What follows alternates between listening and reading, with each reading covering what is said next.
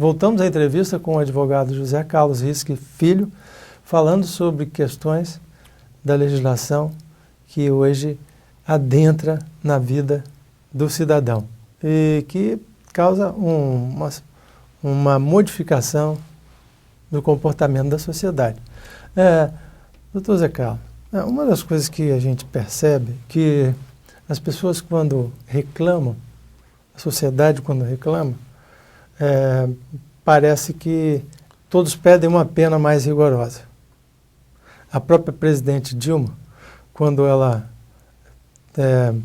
tentou reagir aos reclames das ruas, né, das manifestações, ela colocou corrupção como crime hediondo, né?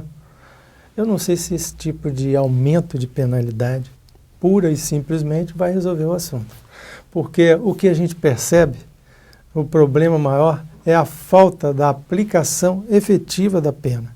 E, inclusive, a nossa legislação está farta de penalidades de prisão, qualquer coisa hoje em dia, me parece que já dá uma pena de 2 anos, de 6 meses, de 4 anos, mas que pode ser reduzida à cesta básica. Então, um tipo de compensação que possa ser feito pelo apenado. Esse caso, esse fato não traz à luz um debate maior sobre a questão das penalidades e as cadeias cheias que não fazem a recuperação, não ressocializam as pessoas, né? Quer dizer, será que nós temos que prender todo mundo efetivamente por pequenos crimes, pequenos delitos?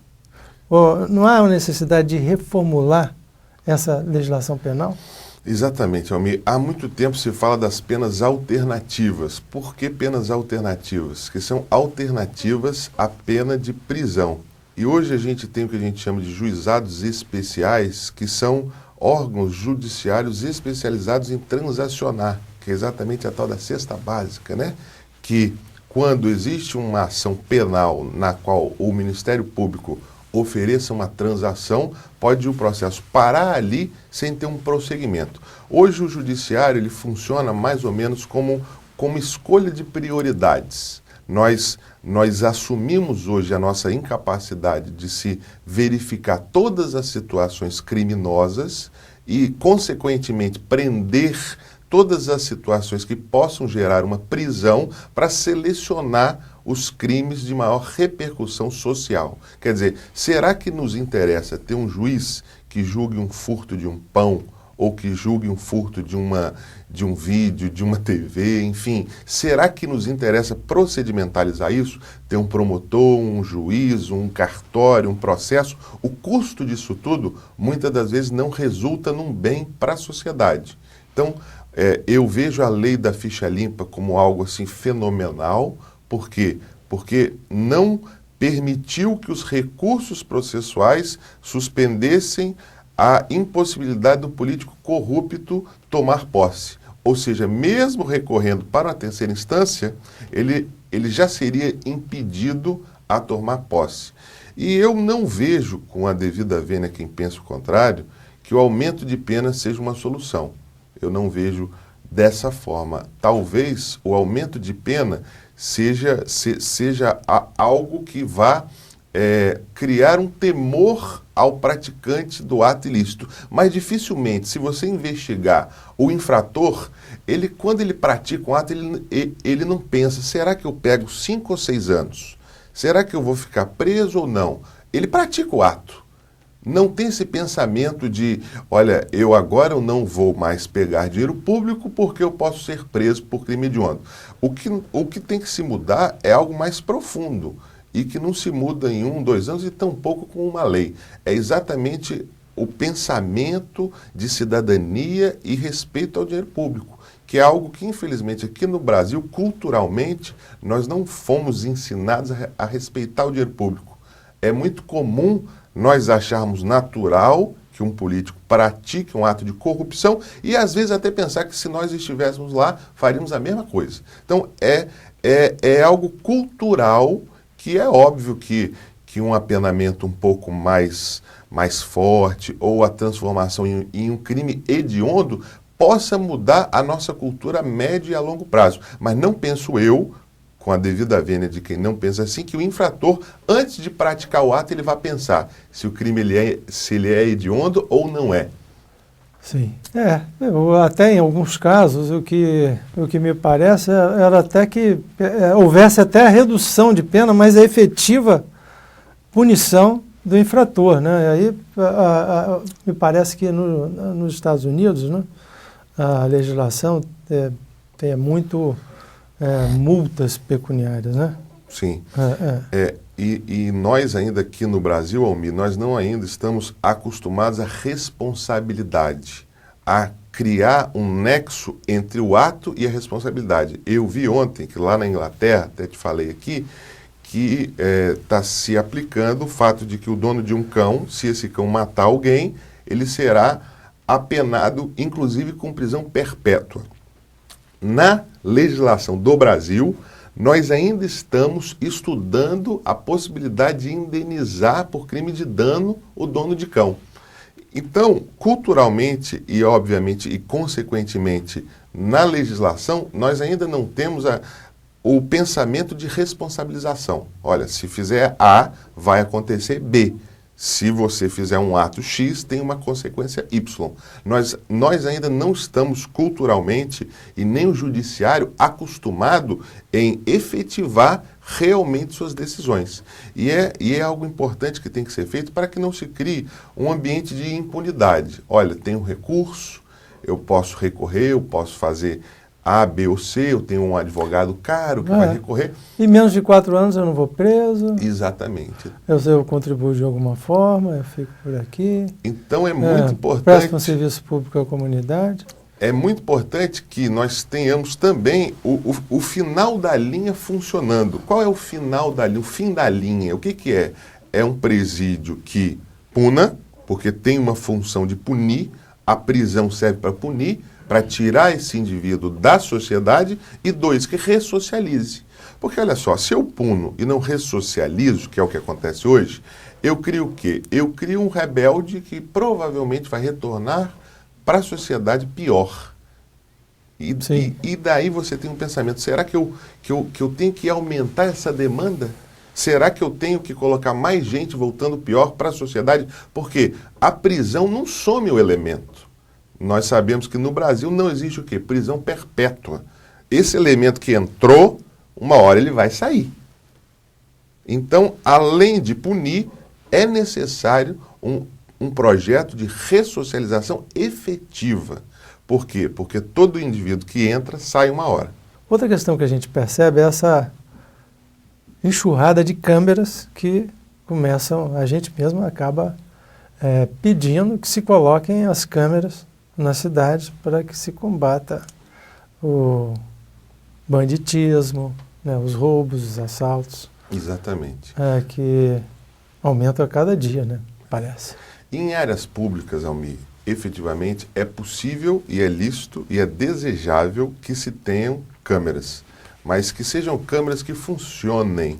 Dia desses nós vimos um crime, salvo equívoco, em Vila Velha, na qual o delegado expôs o seguinte, olha, que filmou o criminoso, mas a câmera não identifica o rosto dele ou a placa do carro. Então é óbvio que nós não podemos ter um direito que proíba que eu filme o que já é público. Se é um local público, e esse local público que a gente entende é a área pública, e se essa filmagem vai me ajudar na inibição e na investigação de algum crime, sem problema nenhum.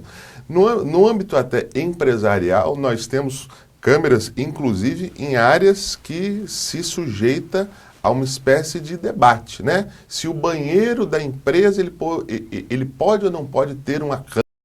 Nós temos empresas que põem, inclusive, no banheiro e fiscalizam o tempo que o funcionário fica lá. Então, é óbvio que, em se tratando de um local público, a lei me permite e é salutar que se tenha essa visualização. Uma outra questão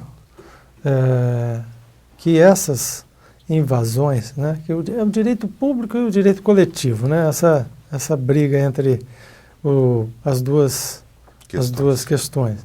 E a gente percebe que foi falado muito a invasão dos telefones, né, que já houve,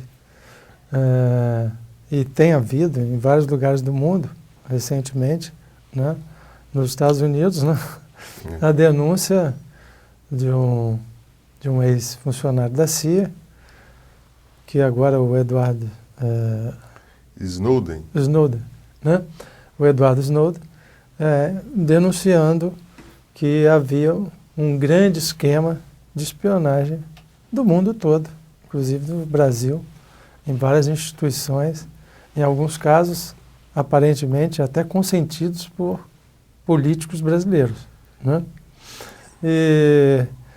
E aí, esse aumento de casos, né? Inclusive na justiça, usando ligações telefônicas, os veículos de comunicação publicando trechos de telefones, de ligações telefônicas para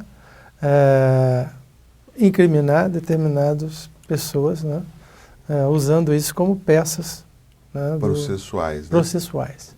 Isso é efetivamente preocupante, Almir. Se você tem qualquer tipo de investigação que não tem uma triagem judicial, e infelizmente é sabido por esse caso lá da CIA, que efetivamente hoje você acessa o e-mail de qualquer um, o Facebook de qualquer um, né? E efetivamente até os termos de pesquisa em Google, você pode se verificar o que foi feito, ele não pode ser feito de forma desmedida. É óbvio que nós temos aí as justificativas de atos de terror, né, e o medo de que possa haver alguma ameaça, mas efetivamente muitas das vezes você tem um medo coletivo, uma histeria coletiva que justifique que você abra mão de alguns dos direitos civis individuais, que é o direito, por exemplo, à sua privacidade. No Brasil, nosso sistema ele funciona no seguinte sentido, de só se autorizar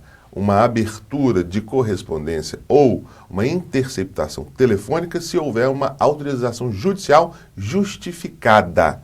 Então, efetivamente, se você me perguntar como é que funciona juridicamente, é dessa forma. Infelizmente, nós sabemos que outros instrumentos também são utilizados de forma ilícita. Esses atos ilícitos, eles têm que ser efetivamente combatidos, que violam direitos individuais civis que foram conquistados através de muita luta, que é exatamente o fato de eu poder falar reservadamente, de eu ter um acesso, por exemplo, a um cliente preso meu sem uma autoridade ao lado, o direito à privacidade, que é um direito, inclusive, constitucional. Até para o comércio, né, para várias atividades que se desenvolvem na sociedade, né? Exatamente. E lembrando que hoje informação é poder, muito poder. Esse é um dos pontos que eu acho que ainda vai se haver muito debates, né? Muitos debates, inclusive com essa evolução das facilidades do tráfego das informações, né, e da comunicação no mundo, né? Cada dia mais rápido, mais online, mais, eu diria, devassado por um lado, né? Sim, mas é importante que nós ainda mantenhamos alguns princípios constitucionais em vigor. Mesmo que haja uma facilidade de quebra de sigilo, nós temos que respeitar o que nós chamamos de direito individual. Até de contas bancárias, né? Exatamente. Em vários casos, velho. Por exemplo, hoje nos processos, quando nós temos alguma quebra de sigilo fiscal, ele passa automaticamente a se tornar segredo de justiça, né? Então nós temos que, mesmo com esse anseio de efetivar as decisões, de investigar, de saber se houve a prática de algum ato ilícito ou não, é muito importante que nós não abramos mão de direitos individuais conquistados, que é o direito ao sigilo fiscal, sigilo de correspondência, sigilo de telefone, e é óbvio que quem fará a triagem do que se justifica a quebra desse sigilo é o judiciário. E o termo quebra, ele é muito forte, que vem exatamente de quebrar, de me tirar um direito que eu tenho. Para tirar esse meu direito, ele tem que ser um direito, tem que ser um ato judicial e com justificativa suficiente. Nós não podemos ignorar a triagem e a obrigação que o judiciário tem em fazer uma triagem nos casos os quais sejam necessários se quebrar esse sigilo. Bem, vamos ao último intervalo, voltamos já. Fique conosco.